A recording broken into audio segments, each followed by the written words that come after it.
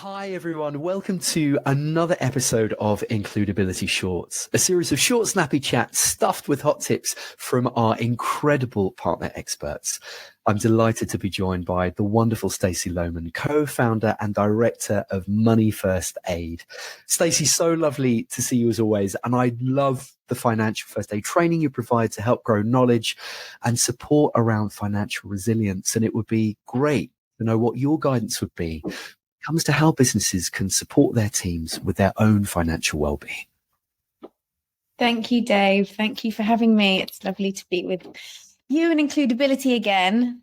Okay, so I noted 5 kind of tips that I would give for an organization looking at developing their financial well-being strategy. So the first one would be create safe spaces for these conversations.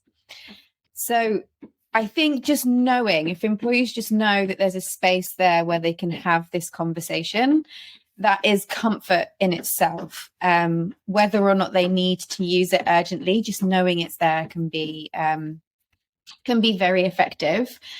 Then secondly, providing two-way communication channels for listening to what it is that your employees really need, and then allowing them to provide feedback, because what our financial needs are can be so different, from getting like a discounts and rewards platform to having a confidential conversation about debt with like an expert advisor, to speaking about a financially controlling relationship they might be in. Like, it's so varied. So being able to provide a place where you can listen and really understand what they need and be able to align their needs with the solutions that you're providing, and then receiving feedback on how effective your solutions are, which links to my third tip, which is starting where you are and reviewing what you already have. So looking at what solutions you're delivering, looking at like the engagement levels,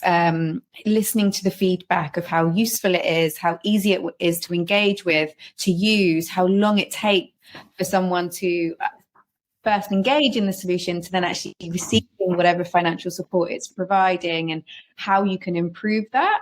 And then also identifying the gaps of new solutions that you might want to implement alongside.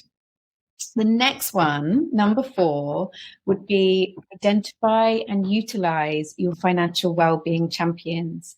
So thankfully, through, social media and living crisis, more people are talking about and engaging with and listening to financial well-being education and financial literacy. Lots of evidence to show that financial literacy and engagement is improving across younger generations and people coming into the workforce, which is great to see.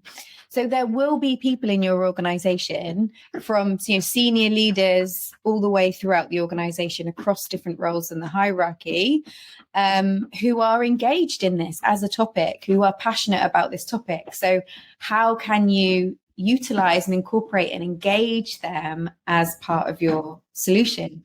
Training them as a money first aider being a great example.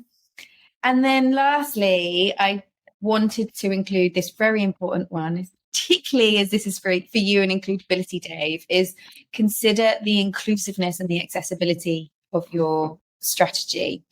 So by that, I mean, what are the learning needs of your workforce? How do they like to engage in this stuff? How accessible is it to them? So if you're providing one live webinar or workshop, but they're in different locations on different shift patterns, not everybody can access it. So how can they get a recording and the time to watch that recording?